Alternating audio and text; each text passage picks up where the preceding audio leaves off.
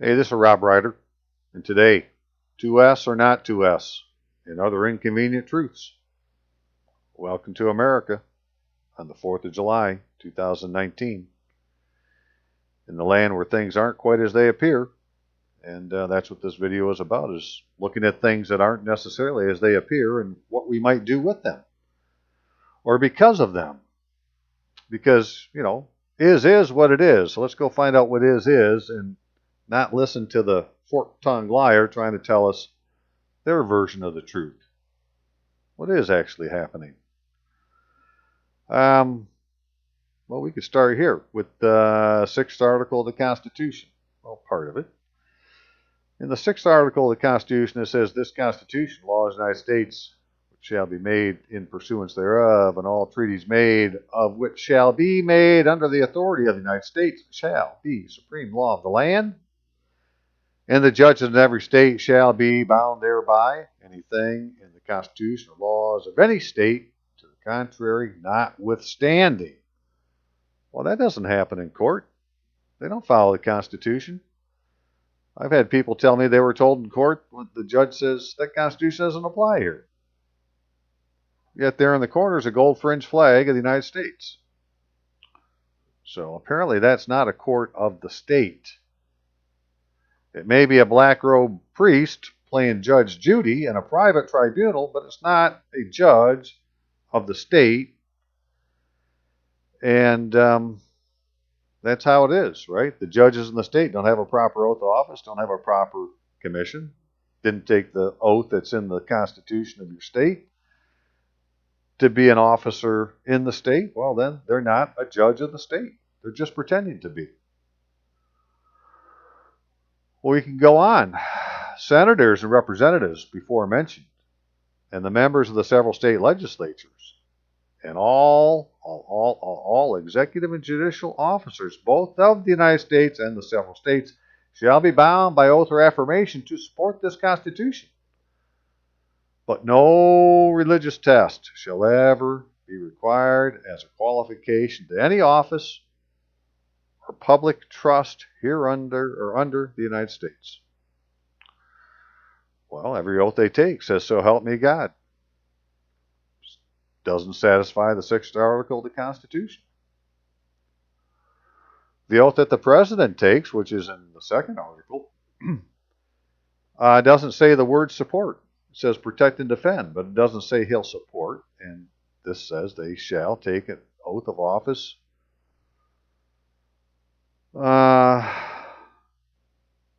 to support this Constitution.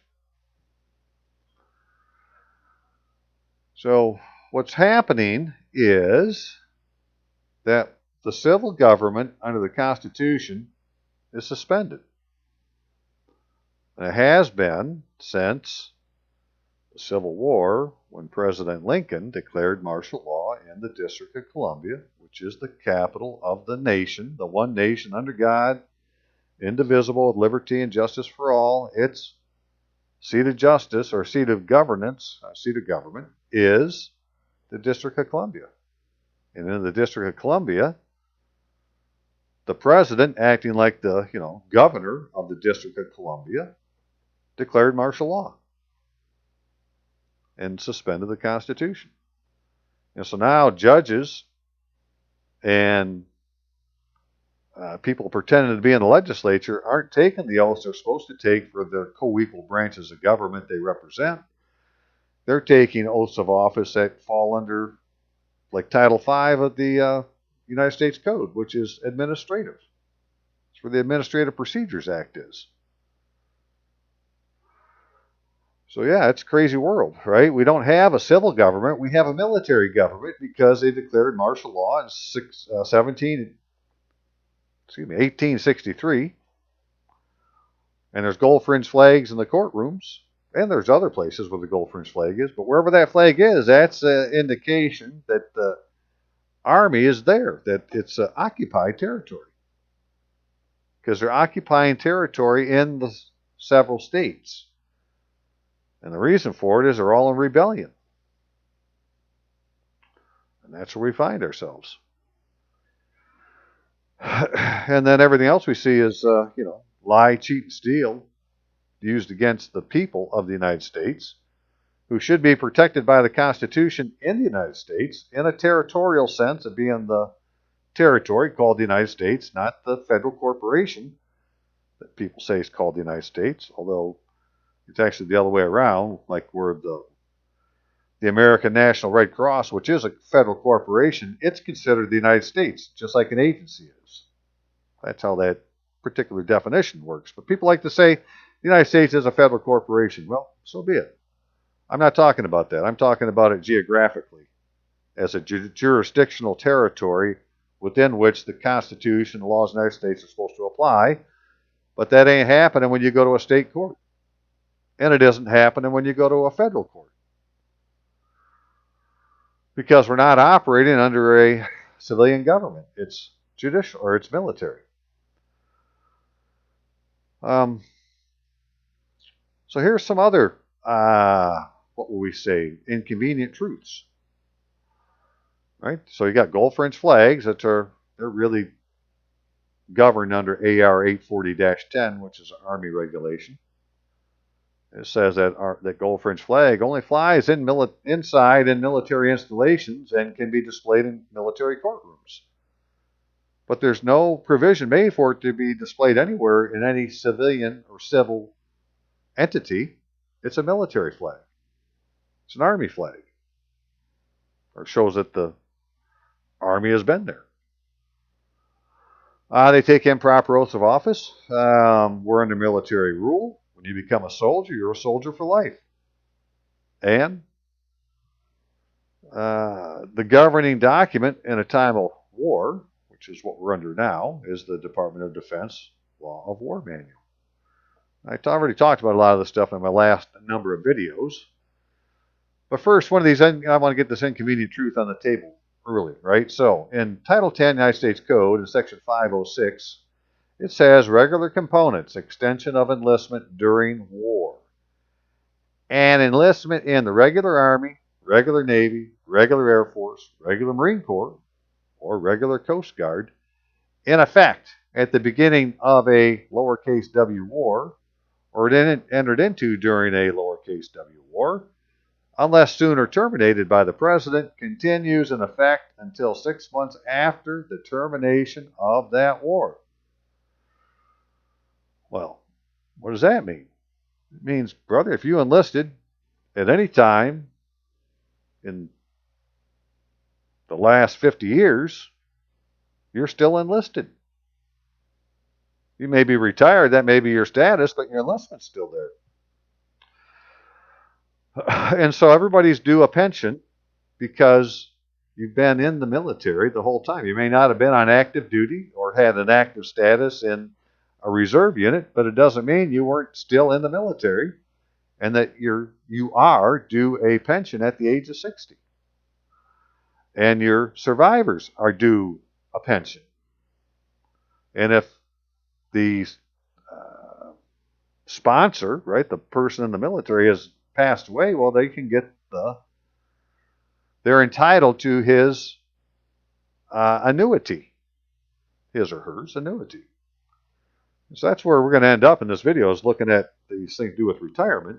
But I just wanted to point out that according to the U.S. Code, Title 10 U.S. Code, which is these laws we're talking about now, right? That's what we're talking about here.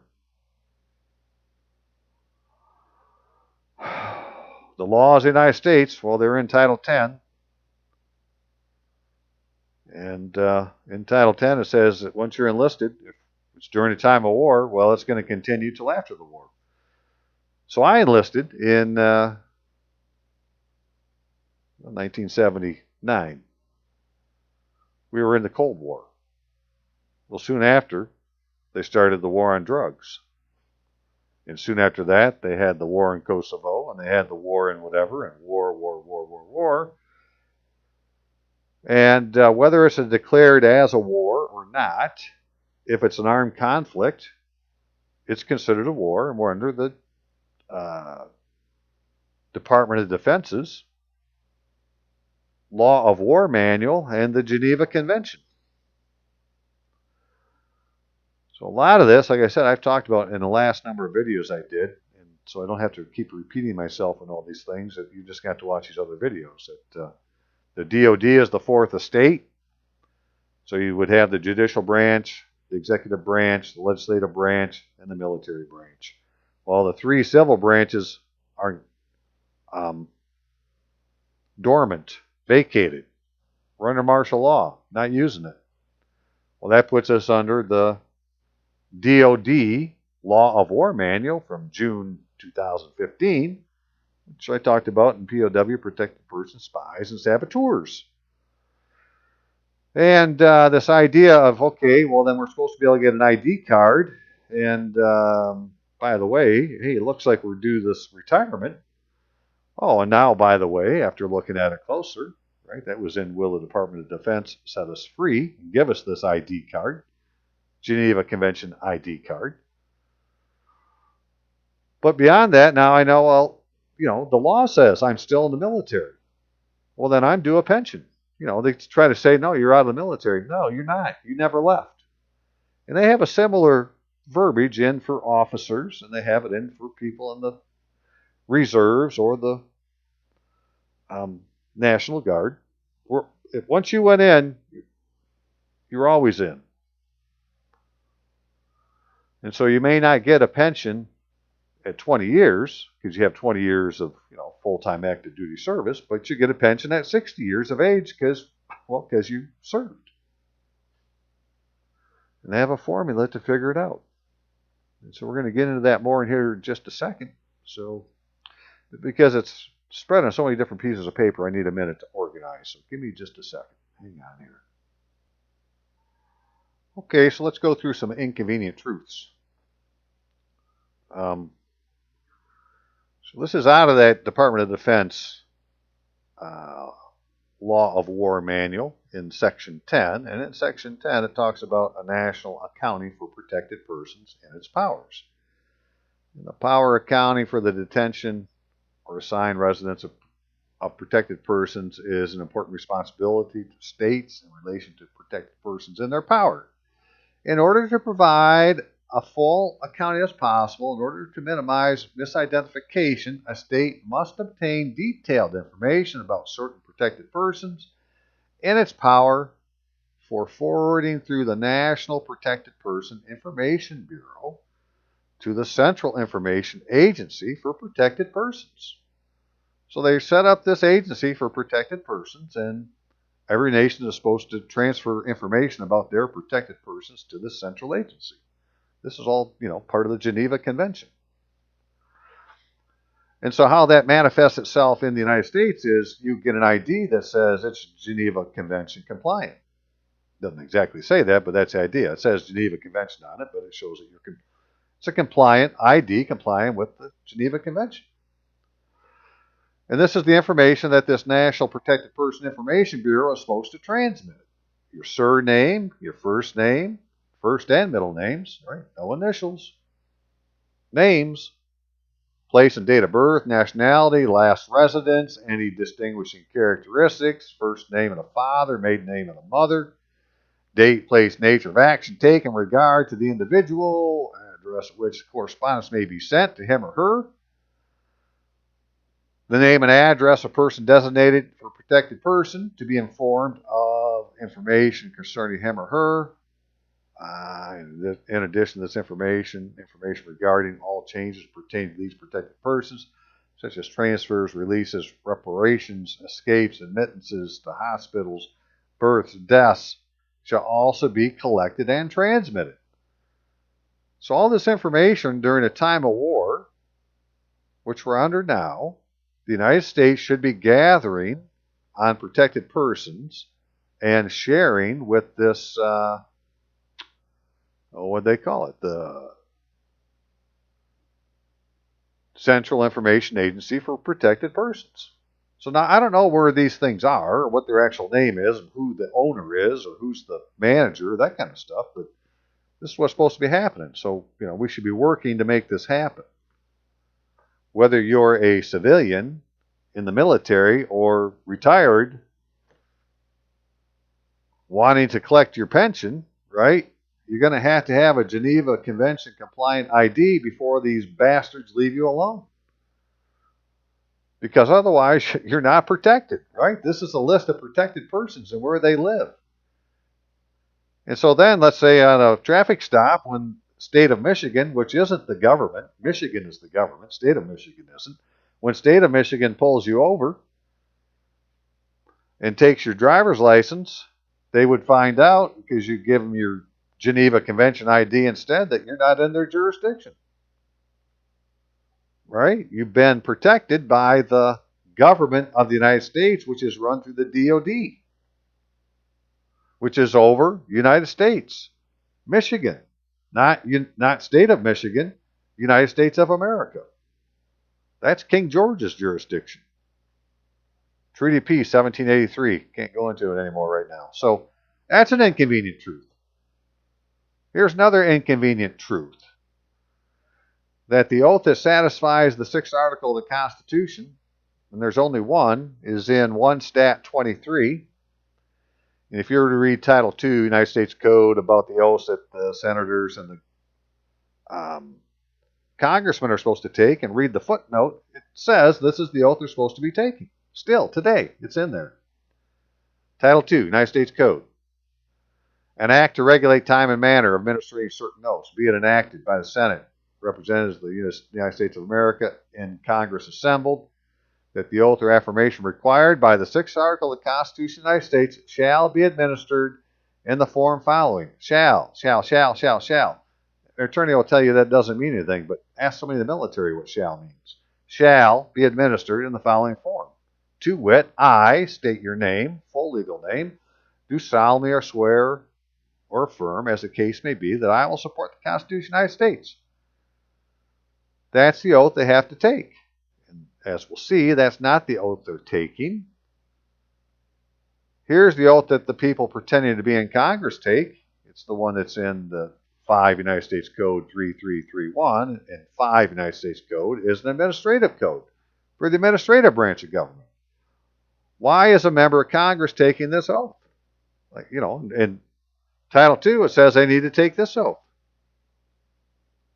But this isn't the oath they're taking. They're taking this oath. Right? I do blah, blah, blah, blah, blah, so help me God. Well, it doesn't satisfy the 6th article of the Constitution by 1 Stat 23, and it has a religious test. So it's unconstitutional. This oath doesn't convey any authority under the United States. If somebody took this oath and then claims to have authority under the United States, well, then they usurped it. It wasn't delegated to them. There's a big difference. Right? If it's delegated, well, then you're the law. If you usurped it, well, then you're a traitor. We're talking treason now. And then all of these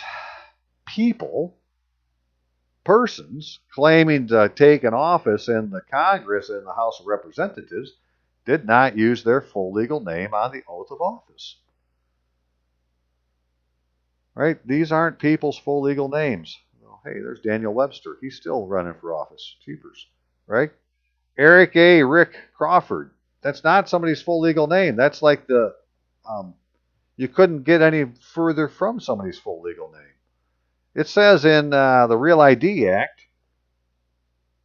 which is Title VI, CFR Code of Federal Regulations, Part 37, C6 CFR Part 37, Real ID Act, right? It defines the full legal name in there, and it says it's first names, middle names, last names, or surname, no initials, no nicknames.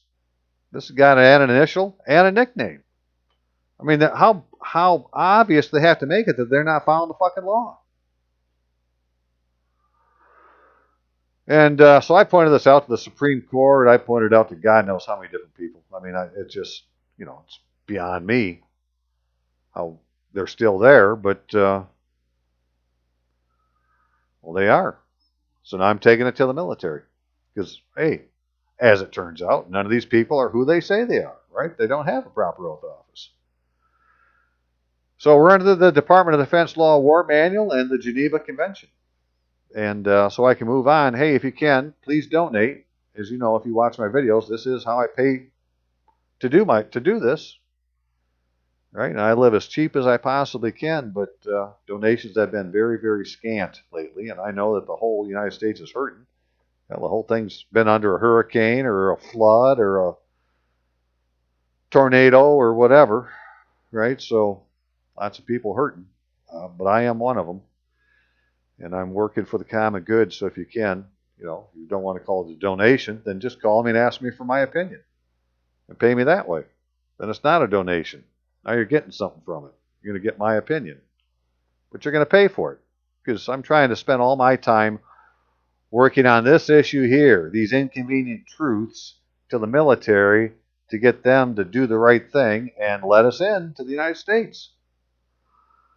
So you could do it by PayPal, which is robreiter@aol.com. That's my PayPal account number, name, or you could send it in the mail, or you can write me at my email address, which is courtofrecord@aol.com, and ask me for a bill of opinion, and I'll send you one through PayPal, and you can use a credit card to pay.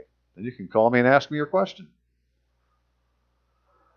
Phone is 616-712-6179. Like I said, I don't really have much time to answer people's problems right now, unless you want to pay for my advice. Because, you know, I give everything away for free and ask for donations, and, well, it ain't quite enough, so I'm going to have to ask for a little bit. Okay, let's continue on. I don't want to dwell on that too much. Just is as it is, and we're dealing with inconvenient truths. Hang on. Okay, this section I showed earlier were the members of the House, alleged members of the House of Representatives, who have taken an improper oath that they filed after an adjournment for the day. Now they're going to file it into the record. Well, you can't do that. Into the congressional record, right, for January 17th, 2019. I don't know how much more proof somebody needs that somebody needs to be arrested, but to me, these people are, they're terrorists. And in Title 10, it says you can get a reward for turning in a terrorist. So I'm going to turn all these people into the Secretary of State or Secretary of Defense. I've already turned them into, like, the Supreme Court, but the Supreme Court isn't really the Supreme Court because everything's been suspended. So the thing that is the same is the Department of Defense, and they're the ones that offer a reward for turning in a traitor or turning in a terrorist. So these are all domestic terrorists that need to go. Now, as for, federal judges, just so we can be clear, this is what a commission looks like for an alleged federal judge. And this is one of 72 that Donald J. Trump had done since he had gotten into office at some time between then and when these were delivered. I don't know how many it could be today, but let's just take a look at all the things that are wrong, because Donald J. Trump is not anybody's full legal name. There isn't any American national, there is no American national that has a full legal name of Donald J. Trump. So he cannot call himself Donald J. Trump. That name is not his name. You can't use it in official matters. And it says he's the President of the United States of America. But it's supposed to be the President of the United States that commissions people, not United States of America. And this person is using a middle initial name. It's not their full legal name. I'm afraid it's not legal in the United States. But to top it off, this isn't a seal of the United States. This is a seal of the Department of Justice. Right? So an agency of the United States is issuing a commission, or actually they're issuing the appointment for the commission that the president's going to sign, which is this, to have the person appointed and commissioned. But this isn't an officer of the United States from the co-equal judicial branch of government, which is supposed to be where, judges are. Right? You got 3 branches of government. Not all the people are in the same branch. The judges should be in the judicial branch. The Congress should be in the legislative branch, and the executive officer should be in the administrative branch. So a judge shouldn't be being appointed by the under the seal of the Department of Justice. They should be appointed under the seal of the United States, which is kept by the Secretary of State. And, this is all out of Marbury versus Madison, where they were talking about giving commissions to justices of the peace of the District of Columbia, and that they had to have the seal of the United States on them and come from the Secretary of State. Well, then, you can't be a freaking federal district judge of the United States under a seal of a inferior agency of the government. You should have a commission from the co-equal branch of government, the judicial branch. You should have been appointed by the, like the Supreme Court. Which the Supreme Court, they can issue process in the name of the President of the United States. So this is, all fucked up. These people aren't Article 3 judges or they're not judicial branch judges. They're administrative branch judges, and those are called administrative judges, not judicial judges. So these people really can't make a determination under the Constitution because they don't have any fucking authority. Right? They're not an Article 3 judge. None of them. They never can be. They're not operating under the civil branch or under a civil constitution. They're acting under military law. And so that makes a difference. I don't know what to do about it exactly. I just know, don't let them say that they're, that they're something that they're not. Say, brother, you don't have an oath of office. Or you don't have a commission with the seal of the United States on it. You have a commission with the Department of Justice. You're an administrative officer. Quit pretending to be a fucking judge that can make a determination under the Constitution because you don't have the authority. You're an administrative judge. And there's nobody in the Congress. Right? They don't have a proper oath of office. They didn't take one stat 23. Right? They're all these people all jammed into the administrative branch. Yeah, we'll get to this in a minute. But, all right, let me load a few things up again. Okay, so in the military, then, under the Department of Defense, they have a thing called a Common Access Card. Which, if you went to this site here, www.cac.mil, right, Common Access Card. And you read this one here. It says Geneva Convention Identification Card on it. Well, that's what we want. Everybody wants to have a Geneva Convention Identification Card. Well, who can get one? Well, according to, this here, which, again, this is Wikipedia, so how accurate it is, I don't know. But somebody in the DOD should be able to tell us. But it gives a list of the people that can get a CAC, right? And one of them is non-combatant personnel.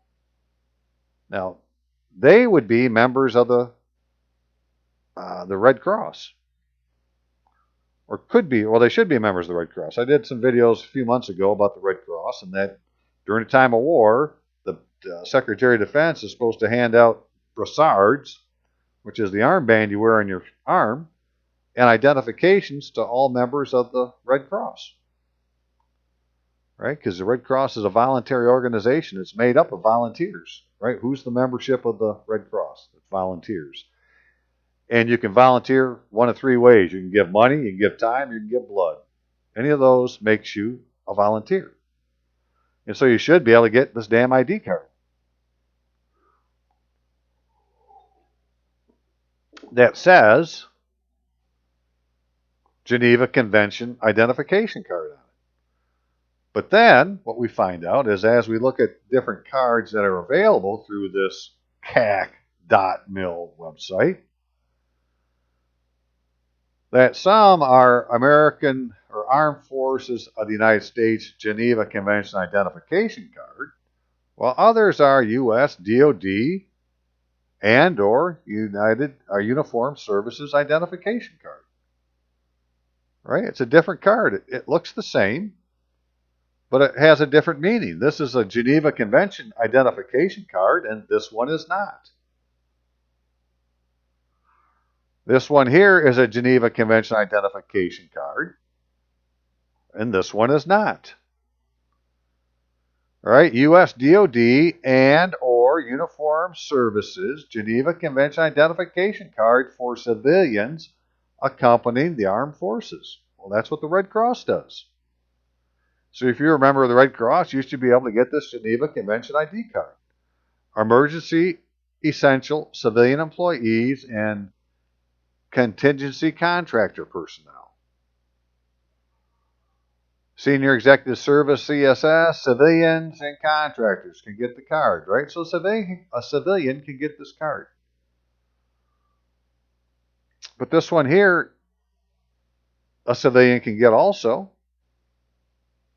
Is that the one the civilians get? Yeah, civilians, right? But it's not a Geneva Convention card. Well, they do the same thing with the military. So, for instance, here's the card they give you if you're 100% disabled. Department of Defense Uniformed Services Identification and Privilege Card. Right? It doesn't say Geneva Convention Identification Card. They could just as easily have given Brian one of those, but they gave him this one. But this one does show that he's still in the United States Marine Corps, indefinitely in the United States Marine Corps, as a disabled American veteran, right, with the E4 status, or E4 rank. But it's not a Geneva Convention compliant ID card. And that's the one that we want to have, because that's the one that makes you protected by the DoD. So we're going to get into that a little bit more. I mean, how do they tell? How do they do it? Yada, yada, yada. So hang on a second. Okay, so here's where it gets murky again with the inconvenient truths. So anybody who wants to get that card, get Geneva Convention ID card or any CAC, basically, whether it's has the Geneva Convention or not, is supposed to fill out this form. The application for identification cards / DEERS enrollment. And unfortunately, with this document, it says here that this one expired on January 31st, 2017. It's got an OMB approval date on it, and it expired. Well, this is the one that they have now that you can find. You can't find one that's current today. And on the back of this form, it says, respondents should be aware that notwithstanding any other provisions of law, no person shall be subject to any penalty for failing to comply with a collection of information if it does not display a currently valid OMB control number. This thing here. Right? It's not valid. And so if you use it, it's not legal. And this is the one that they're apparently using now. And I've tried to get them to send me one with the current version, and I have been denied access. It makes you wonder what they have to hide. And of course, we know what they have to hide is they need to keep us in our box. They don't want us getting out of our box. This thing had instructions for it also, which they don't say that almost actually everything else that I looked at that the DoD has approved has got a DoD seal on it, and this doesn't. But they say this is the instructions for that form. And it says it'll be used for the two, right? Reserve retired. So you got reserve, you got retired, you got reserve retired.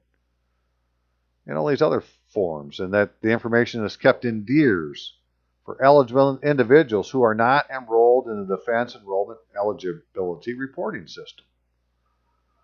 It shall also be used to enroll eligible individuals or to update eligible individuals' DEERS record by submitting the form to the verifying officer at the real-time automated personnel identification system, RAPIDS site. So if you had an error in your DEERS enrollment, because everybody's supposed to have one of these, it's a record of you, then you're supposed to submit this form to fix the record. Well, I tried to do that, and I'm not being allowed to have one, and I'm being told that my information in DEERS has been updated by one of these VO officers. But when I go to the site on Mill Connect, which is where were in the military, you would have your information from DEERS to be displayed. It uses Ritlewski, Robert A.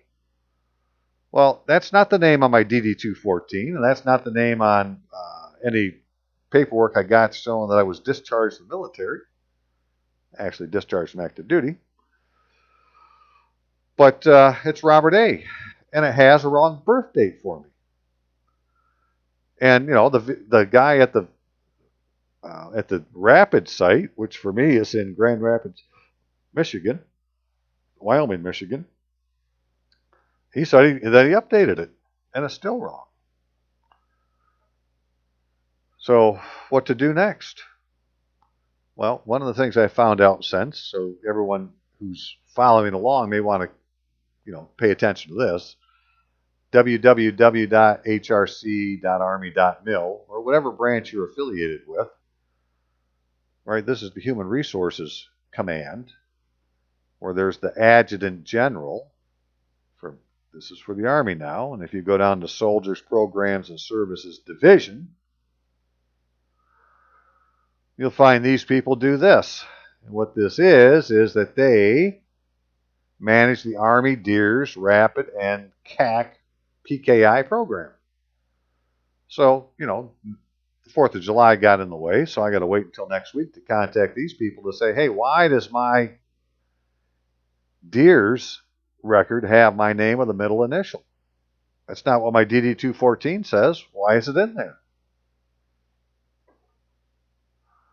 So, these are, I don't know what it's going to happen from it, but this is the direction I'm headed with what I know today, right? So if you're in the Army, this applies directly to you. If not, we're going to have to find the one that it does apply to. But so then it gets here, the official correspondence, please send directly to Soldier Program and Services Division, right here at this address. But they also have a email address here, so I'm going to say, hey, take this and give it to these people over here in the Soldiers Program and Services Division. Or see if I can figure out what their email address is and send it to them to find out why my DEERS record is wrong, which is a big problem. Okay. I got to keep doing this. I got just too many pieces of paper. I can't remember where they all are, so I got to be right back. Hang on. Okay, so hey, if you're a veteran, and if you're a retired veteran, if you have any style of these ID cards, if you'd look at them for me and send me an email to tell me what yours says, because these are all basically, they look the same style. They got different colors, and they got different seals on them and so forth, but only one style actually says it's an Armed Forces United States Geneva Convention identification card. These other ones say United States Uniformed Services Identification Card or United States Uniformed Services Identification Card. Oh, hey, it's the same thing. Two different colors, going to different groups that have this verbiage, United States Uniformed Services Identification Card, around the edge, but it doesn't say United Armed Forces of the United States Geneva Convention Identification Card, which should go to members of the Individual Ready Reserve and Inactive National Guard, which is technically what we are. I am. Then we got one United States Uniformed Services Identification and Privilege Card, right? This was just an identification card. Well, now this one says privileges, and these are the words that go there across the top and then across the bottom. But these aren't the Geneva Convention cards, so you may think you have one, but if it doesn't say Geneva Convention on it, you don't have a Geneva Convention card. And they have all these different styles that don't say Geneva Convention card on them. They very easily could. You could just retire.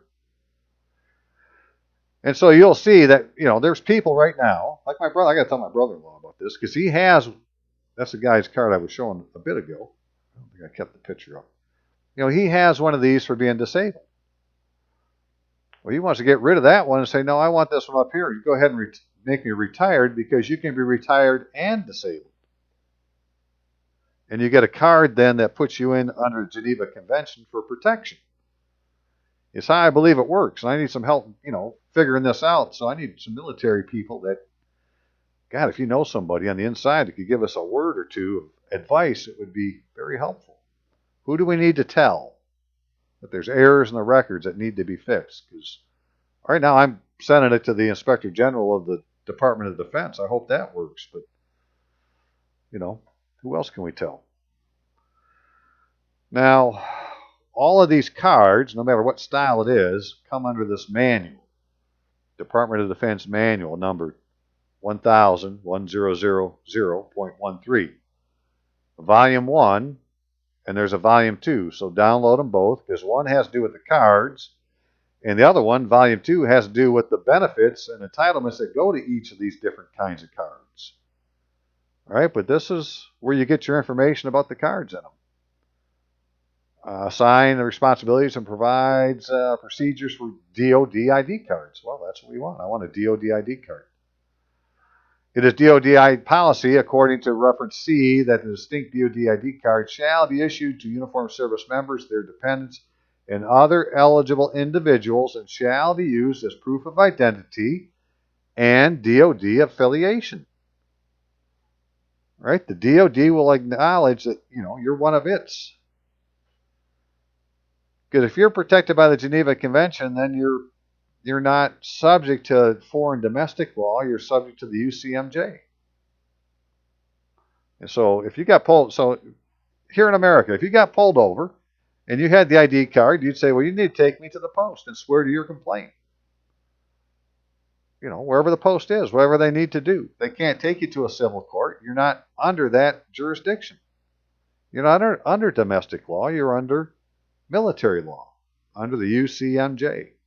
And then under the UCMJ, if somebody wants to, bring a charge against you, they got to swear to it. It isn't the court of the false accuser, which is where we're being taken to now.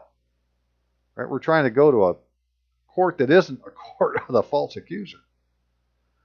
Okay, that common access card, got it. Yeah. Registration and enrollment. Uniformed service personnel and DOD civilians, all submission to DEERS must be made electronically via authorized source. And the population categories are not registered will be registered in DEERS via the real-time rapids using the form 1172-2. But you got to have the proper form. Right? It's a rule that says you got to use the form, but they don't have the proper form available, so somebody's not following the rule.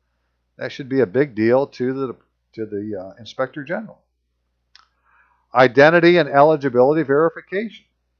Rapids shall capture uniquely identifying characteristics that bind an individual to the information maintained in DEERS and to the ID cards issued by Rapids. So, getting this information correct is really, really important to us. And the VO, that's the, verification, verifying official. He's at the Rapid Workstation. Well, where is that? Well, every state's got a bunch of them. Like in Michigan, there's a bunch. There's like 16 in Michigan. They're either at like an armory or a military station, Coast Guard station, whatever it is. There's somebody there that can issue ID cards. And the idea is you can walk in with your paperwork and you walk out with the ID card.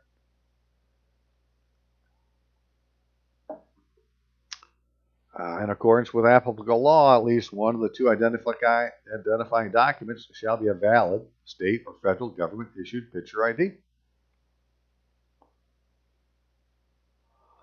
Right? When it has been determined that a CAC applicant has purposely misrepresented or not provided his or her true identity, stop. Any name other than your full legal name is not your true identity. So if they don't have your full legal name on the card, like they're using a middle initial, even in the record, this, like the Deere's record uses a middle initial, well then they're saying I didn't provide my true identity.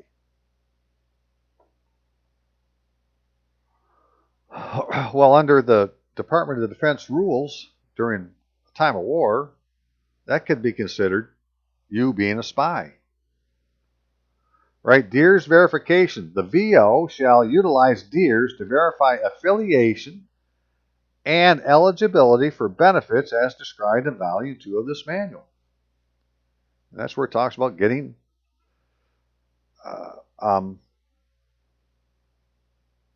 retirement at age 60. They're going to capture a couple fingerprints, issue accordance. Okay. Let's get down to the head, these different styles.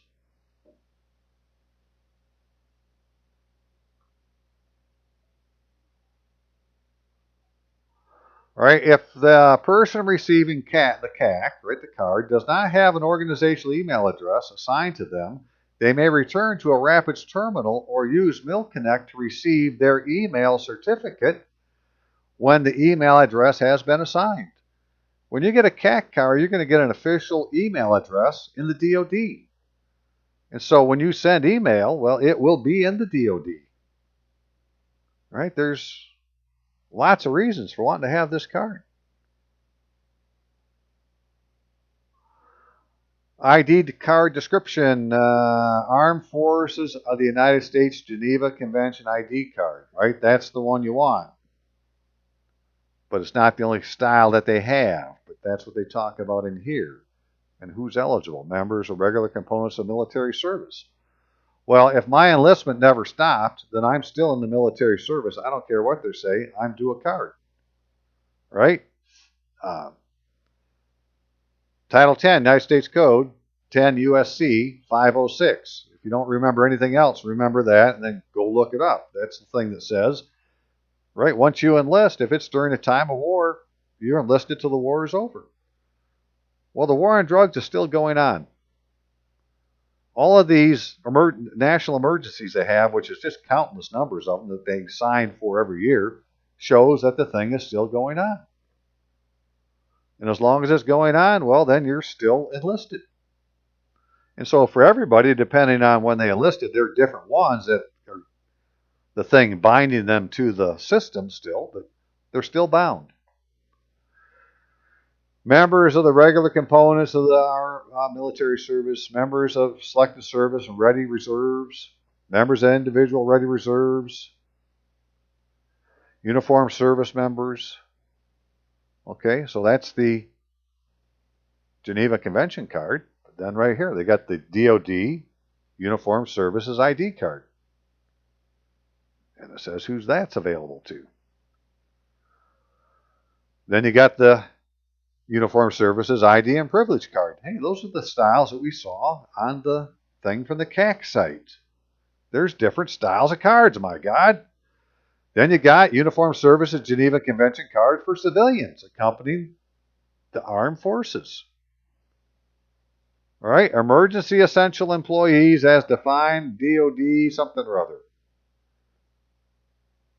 Contractors authorized to accompany forces, contingent contractor employees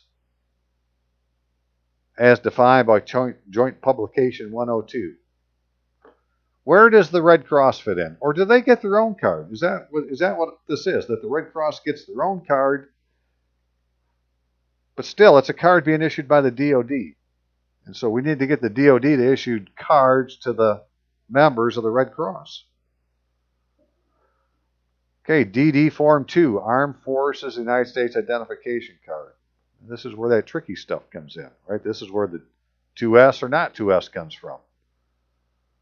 All right, the DD Form 2S, parentheses RES, shall serve as ID for purposes of Geneva Convention requirements in accordance with reference R. Right? Now this is the primary ID card for RC. That's reserve component members. Not eligible for a CAC. Well, then they should get a DD Form 2S, not a DD Form 2 blank, but a 2S. And it's going to say on it then that it's a Armed Forces of the United States identification card.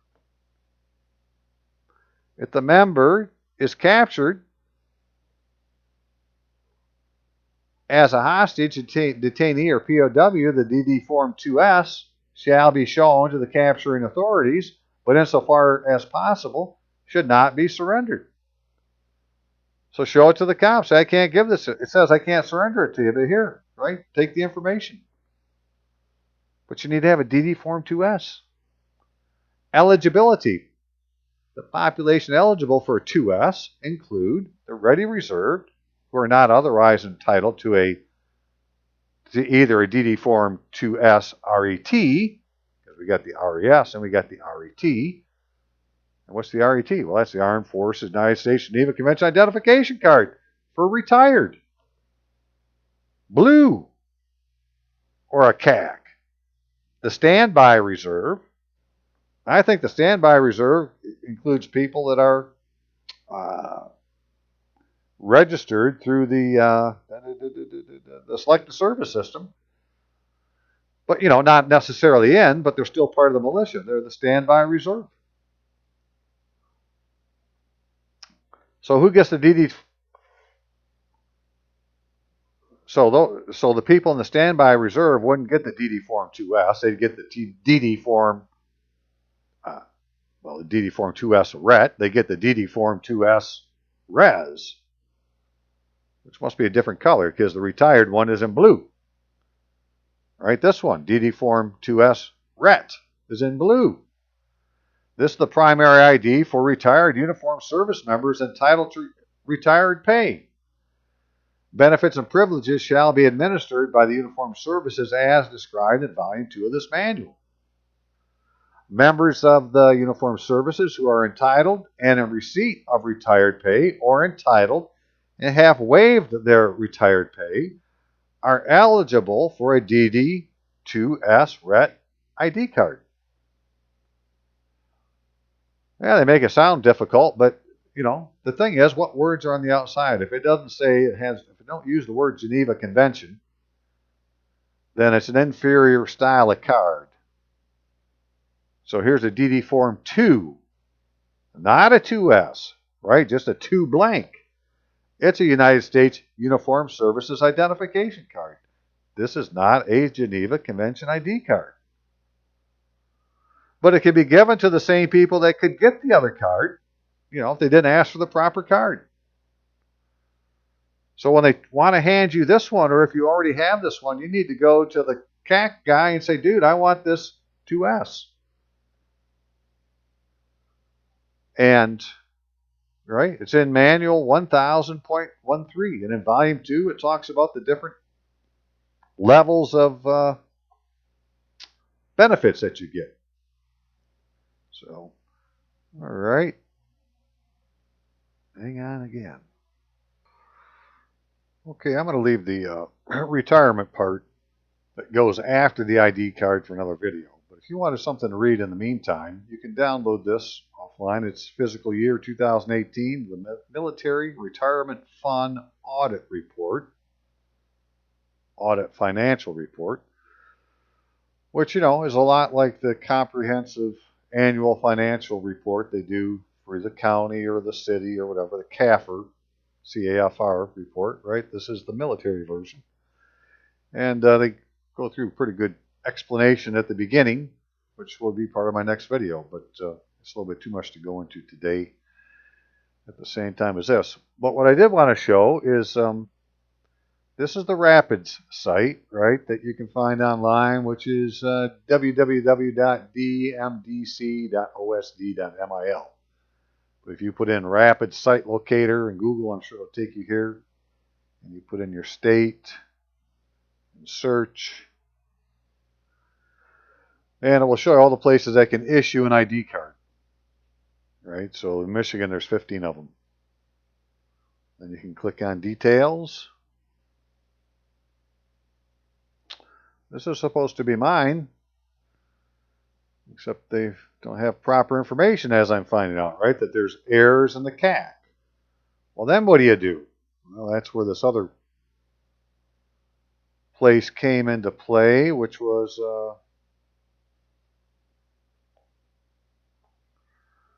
right, the Soldiers Program and Services Division of the Adjutant General's Office for the Army. They manage Army DEERS, Rapids, CAC, PKI programs. So this is, with the stop blaming the counter troll. It's not his fault. He's just doing what he's told. Right? He's following a custom. We've been doing it this way for years, whatever the reason is. But where it's happening out of is this other office, which, for the Army,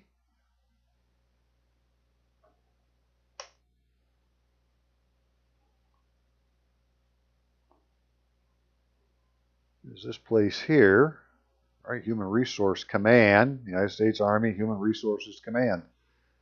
So whether it's the Navy or the Air Force, Coast Guard, they're going to have the same type of thing. Somebody's in charge of rapids and DEERS.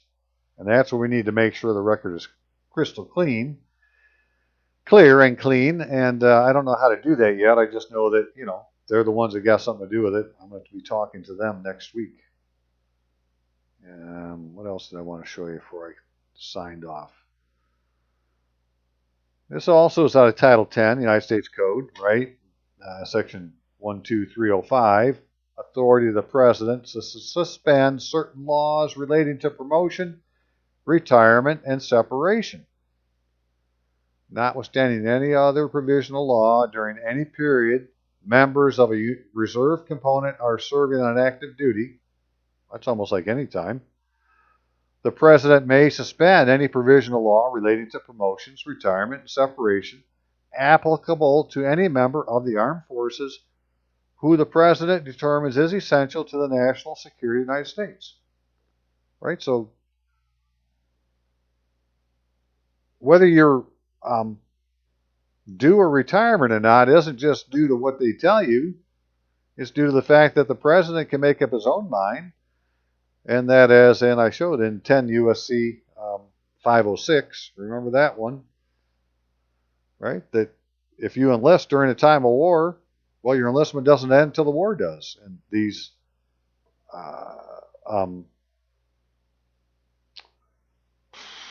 armed conflicts go on and on and on and on and on. And it doesn't have to be, Civil War, First World War, Second World War. It could be war on drugs, war on terror,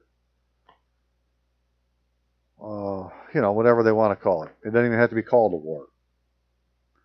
War on terrorism, right? That's what we're in now. That's a war. All of those are wars, and so all this shit suspended and you are still in the military, well, then your duty has got to count. Your time has got to count towards retirement. And maybe you're not due it till you turn 60, but you're still due it. And everybody should be able to get one of these cards because we're in an armed conflict. So we got to figure out how to get the Secretary of Defense to issue the cards to the Geneva Convention cards to people that are in the Red Cross and issue the brassards. And then you won't be, under the jurisdiction of state of Michigan any longer, state of Ohio, state of whatever. All right? Those are foreign entities. County of Kent, state of Michigan, isn't the same as Kent County, Michigan. All right? They're two different venues. They have us going into the wrong venue. I think that's really all I wanted to show for today. Like I said, I'm not going to get into the parts that have to do with retirement, I guess. It's just a little bit too much information. 506, regular component extensions of enlistment during war and enlistment in the regular Army, regular Navy, regular Air Force, regular Marine Corps, or regular Coast Guard in effect at the beginning of a war or entered into during war unless sooner terminated by the President continues in effect until 6 months after the termination of that war. Or until you turn 60 and say, hey, I'm old enough, I can get out now. And this is the form. This is the DD form. DD form 1172-2 that's used to get these CAC IDs. But this one is out of date because these are controlled items. I got a date up in the corner, and this is an old one, so can't use it because it says on the second page, respondent should be aware that notwithstanding any other provision of law, no person shall be subject to any penalty for failing to comply with the collection of information if it does not display a currently valid OMB control number. And we're trying to get Geneva Convention compliant cards, not just any card, right? Geneva Convention ID cards, identification cards. Okay, well, that's the plan. That's where we are today. Right, for me, it's a 2S, or not 2S. And other inconvenient truths. Please donate if you can. PayPal, robreiter at AOL.com is my PayPal account. Or you can send it in the mail. Or call me or email me for a bill of opinion and pay by credit card. Okay. Take care, all. Have a nice 4th. We'll see you.